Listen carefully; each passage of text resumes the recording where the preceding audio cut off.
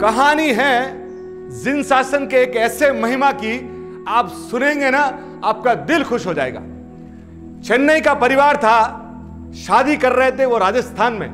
बिटिया रानी की शादी है। हमारे में प्रसंग क्या आता कि एक दिन पहले हम लोग बंदोली करते हैं। तो जब बंदोली हो रही थी तो गांवों में, आपको मालूम है राजस्थान के गांवों में धूल बहुत उड़ती है, और वो धूल इतनी उड़ी उस रात कि बिटिया रानी के आंखों में पूरी की पूरी वो धूल चली गई। घर पे लाया गया, सब कोशिशें की गई, कैसे न कैसे उसको रात को नींद तो आ गई। पर सुबह क्या हुआ, जिस दिन शादी थी उसी दिन वो सुबह उठी और बोला, माँ मुझे कुछ दिखाई नहीं देता है, मेरी आंखें ब्लाइंड हो गई है। माँ ने बोला, भाई आंखें में धुल गई होगी, चलो कुछ न कुछ कर लेते हैं, ऐसा कोई बात नहीं। वहां के जो लोकल डॉक्टर थे उनके पास गए। उन्होंने बोला, ये मैटर हमारा नहीं है, आप बहुत बड़े डॉक्टर के पास लेके जाओ। इधर तो शादी की बेला, आप सोचिए, बड़े डॉक्टरों के पास लेके गए। वो थोड़े कनेक्टेड लोग थे, तो उन्होंने उसी समय यूएस भी मेल किया कि भाई ये स्थिति ऐसी बन गई है, आप कैसे भी करके हमको बताइए। वहां से सॉल्यूशन आया। वहां से उन्होंने बोला कि ये फिजिकली पॉसिबल नहीं है, और हमारे हिसाब से अभी तक हमारे पास साइंटिफिकली ये बच्ची ठीक होने का हमारे पास कोई रास्ता नहीं। ये ब्लाइंड हो गई।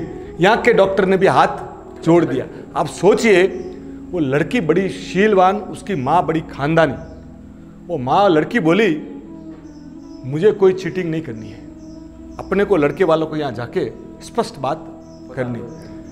वहां से माँ, पिताजी और बेटी तीनों गए उनके घर पे। उनके पिताजी और माताजी को बुलाया, बोला, देखिए जब अपना प्रेम बना रहे, मैं आज अंधी हो गई हूँ और मैं आपसे कोई चीज़ छिपाना नहीं चाहती, तो अपनी शादी यहाँ पे कैंसिल। लड़के वालों ने भी बोला कि आप बहुत साफ सुथरे हैं, आपने इतना क्लेरिफिकेशन दे दिया, हमारे साथ भी आपने कोई धोखा नहीं दिया, धन्यवाद, हम भी शादी रोक देते हैं। वो जो लड़का शादी करने वाला था ना, वो सोफा पे सामने बैठा हुआ था। वो बोला, शादी किसको करनी है ये तो पहले पता करो।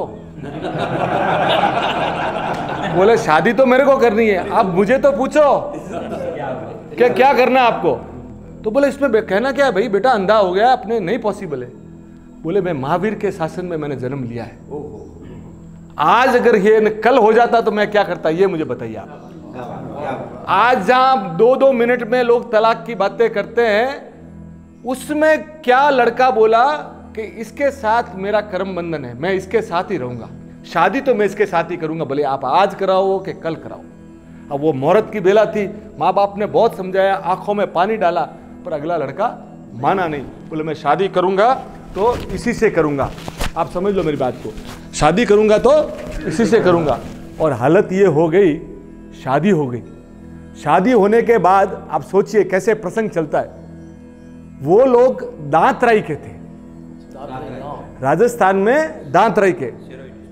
तो वहां से वो लड़की और दोनों बोले चेन्नई जाना है, तो ये बोली कि मुझे दादा मुनि सुब्रत स्वामी के, मेरे दांतराई भगवान के मुझे दर्शन करवा दो, मुझे 8 प्रकार की पूजा वहां करनी है, मुझे 8 प्रकार की तुम पूजा करवा दो, और फिर अपने चेन्नई चलते।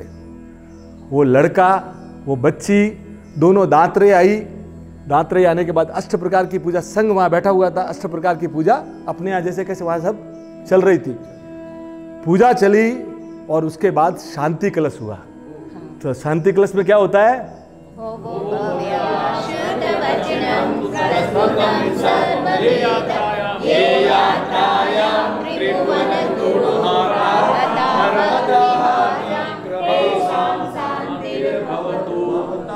ये देखिए, ये श्लोक बोला।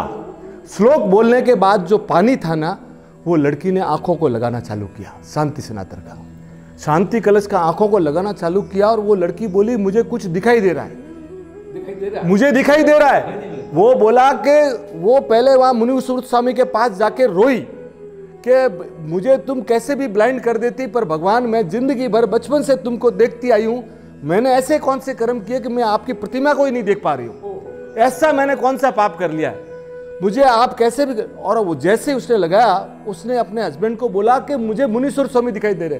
उन्होंने बोला, तुझे भ्रम हो रहा है, तुझे भ्रम हो रहा है, कारण क्या है कि तू बचपन से इनको देखती आई है। वो लड़की बोली, नहीं।